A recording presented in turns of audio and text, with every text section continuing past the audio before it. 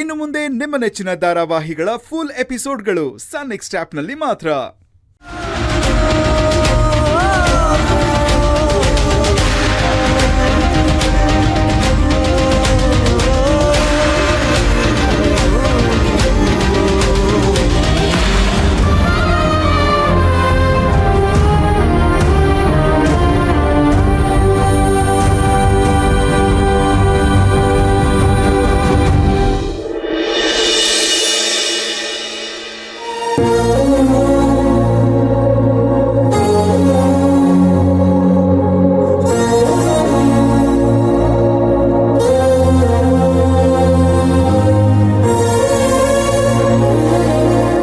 ಮಾತ್ಕು ನಮ್ಮ ಅಣ್ಣನೇ ನನ್ ಜೀವ ನನ್ ಪ್ರಾಣ ಅಂತ ಹೇಳ್ತಾ ಇರ್ತೀಯಲ್ಲ, ಆದ್ರೆ ನಿನ್ನಿಂದನೇ ಪ್ರತಿ ಸಲ ಅವ್ರ ಜೀವಕ್ಕೆ ಕುತ್ತು ಬರ್ತಾ ಇದೆ.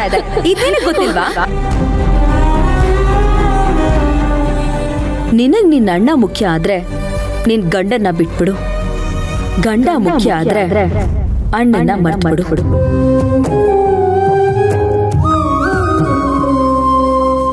ಬೆಳಕೊಂದು ಕತ್ತಲಲ್ಲಿ ಕರಗೋಯಿತು,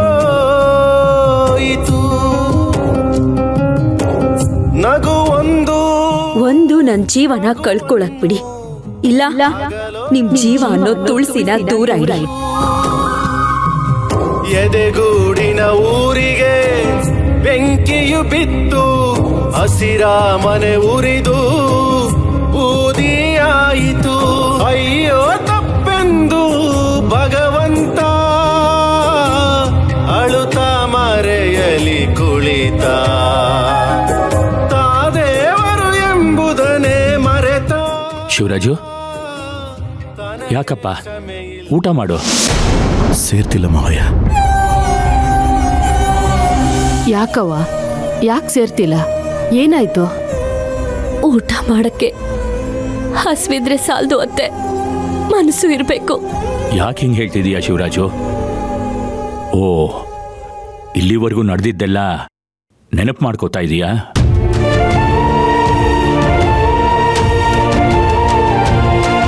ಅದನ್ನೆಲ್ಲ ಬಿಟ್ಬಿಡು ಶಿವರಾಜು. ಆಗಿದ್ದೆಲ್ಲ ಮತ್ತೆ ನೆನಪು ಮಾಡ್ಕೊಂಡು ಕೂತ್ಕೊಂಡ್ರಾಗತ್ತಾ? ನೋಡು, ನೆನಪುಗಳನ್ನೋದು ನೆಲದ ಮೇಲೆ ಇರೋ ಕೊಳೆ ಇದ್ದ ಹಾಗೆ, ಅದನ್ನ ಅಲ್ಲಲ್ಲೇ ತೊಳೆದು ಬಿಡಬೇಕು. ಇಲ್ಲಾಂದ್ರೆ ಮನಸ್ಸಿಗೆ ತುಂಬ ಭಾರ ಆಗತ್ತೆ. ನಿಜ ಮಾವಯ್ಯ, ತೊಳೆದು ಬಿಡಬೇಕು.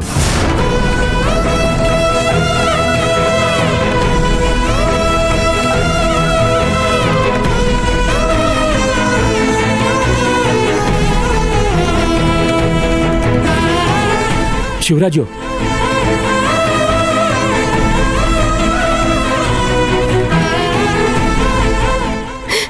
ತುಳಸಿ, ತುಳಸಿ,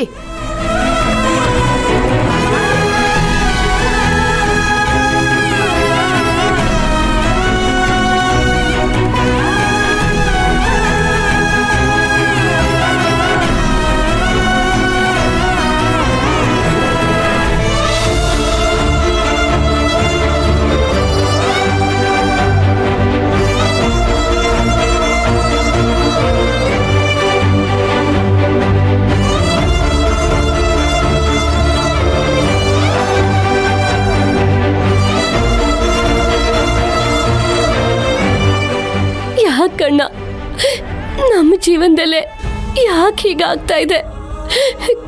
ನಮ್ಮಿಬ್ರು ಪ್ರೀತಿ ಆ ದೇವರಿಗೆ ಅಸೂಯೆ ತರಿಸ್ಬಿಡ್ತು ಅನ್ನಿಸ್ತಿದೆ. ಅದಕ್ಕೆ ಆ ದೇವ್ರು ನಮ್ಮಿಬ್ರ ಸಂಬಂಧಕ್ಕೆ ದೃಷ್ಟಿ ಹಾಕ್ಬಿಟ್ಟಿದ್ದಾರೆ. ಮನುಷ್ಯ ಮಾಡೋ ತಪ್ಪಿಗೆ ಆ ದೇವ್ರೇನ್ ಮಾಡೋದಕ್ಕೆ ಸಾಧ್ಯ ಪುಟ್ಟಿ. ಆದ್ರೆ ಆ ದೇವ್ರು ಮಾಡಿದ ಒಂದೇ ಒಂದು ತಪ್ಪು ಅಂದ್ರೆ ನನ್ನನ್ನು ಮತ್ತೆ ಬದುಕಿಸಿದ್ದು. ಇದಕ್ಕಿಂತ ನಾನು ಸತ್ತು ಹೋಗಿದ್ದಿದ್ರೇನೆ ಎಷ್ಟೋ ಚೆನ್ನಾಗಿರ್ತಿತ್ತು. ಇದನ್ನೆಲ್ಲ ನೋಡೋದಕ್ಕೆ ನಾನು ಬದುಕಬೇಕಿತ್ತ? ನನ್ನ ತಂಗಿಯಿಂದ ದೂರ ಆಗೋದಕ್ಕೆ ನಾನು ಬದುಕಬೇಕಿತ್ತ? ಯೋಚನೆ ಮಾಡಬೇಡ ಅಣ್ಣ, ನಮ್ಮ ಸಂಬಂಧಕ್ಕೆ ಇದು ಗ್ರಹಣ ಕಾಲ. ಸ್ವಲ್ಪ ಸಮಯ ಅಷ್ಟೇ, ಕಳೆದು ಹೋಗುತ್ತೆ. ಕಳೆದು ಹೋಗುತ್ತೆ ಅಂತ ನನಗೂ ಗೊತ್ತು. ಆದ್ರೆ ಕಳೆದು ಹೋಗೋ ಸಮಯ ಎಲ್ಲಿವರೆಗೂ ಇದೆ ಅನ್ನೋದು ನನಗೆ ಗೊತ್ತಿಲ್ವೇ?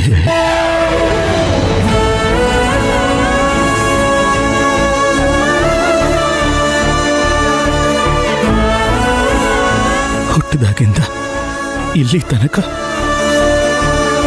ನನ್ನ ತಂಗಿನ ಒಂದು ದಿನ ಕೂಡ ನೋಡದೆ ಮಾತಾಡಿಸ್ತಾ ಇದ್ದ ದಿನಗಳೇ ಇಲ್ಲ. ಆದ್ರೆ ಈಗ ತಂಗಿ ಅಂದ್ರೆ ಎರಡನೇ ತಾಯೇ. ತಂಗಿ ತಂಗಿ ನನ್ನ ತಂಗಿ ತಂಗಿ ನನ್ನ ತಂಗಿ ತಂಗಿ ನನ್ನ ತಾಯೇ. ತಂಗಿ ತಂಗಿ ನನ್ನ ತಂಗಿ ತಂಗಿ ನನ್ನ ತಂಗಿ ತಂಗಿ ನನ್ನ ತಾಯೇ. ನನ್ನ ಸೀರೆ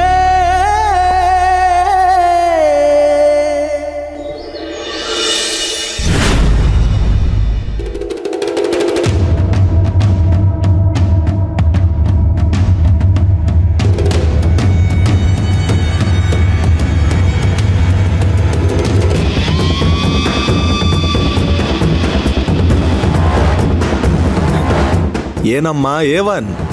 ಏನು ಅಂದೆ? ಏವನ್ ಅಂದೆ. ನೀನೇ ತಾನೆ ಶಿವಣ್ಣನ ಕೊಲೆ ಕೇಸಲ್ಲಿ ಏವನ್.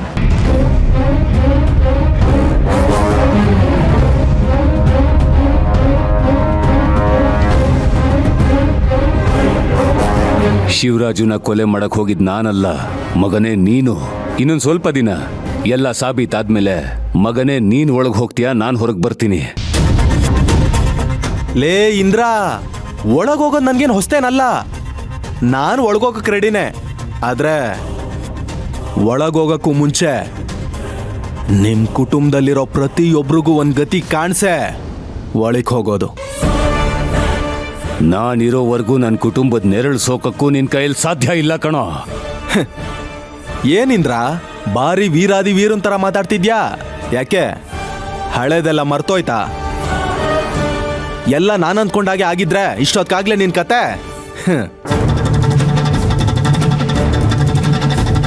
ಆದ್ರೆ ಅವತ್ತು ಆ ಶಿವಣ್ಣ ಬಂದು ನಿನ್ನ ಕಾಪಾಡ್ಬಿಟ್ಟ. ಅದು ಒಂಥರ ಒಳ್ಳೇದಾಯ್ತು ಬಿಡು. ಇಲ್ಲ ಅಂತ ಅಂದಿದ್ರೆ ನಾನು ಜೈಲಲ್ಲಿ 4 ಗೋಡೆಗಳ ಮಧ್ಯೆ ಕೊಳಿಬೇಕಾಗಿತ್ತು.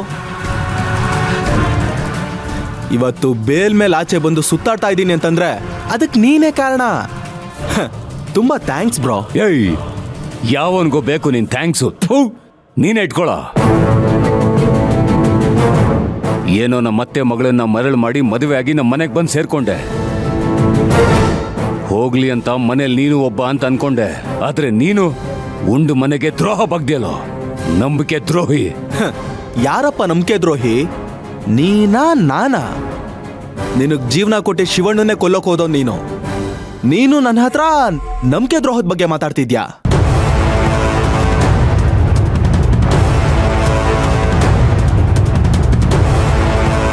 ನಾನು ಅವನನ್ನ ಕೊಲ್ಲಬೇಕು ಅಂತ ಹೊಡಿಲಿಲ್ಲ, ನನ್ನನ್ನು ನಾನು ಕಾಪಾಡ್ಕೊಳ್ಳೋದಕ್ಕೆ ಹೊಡೆದಿದ್ದು.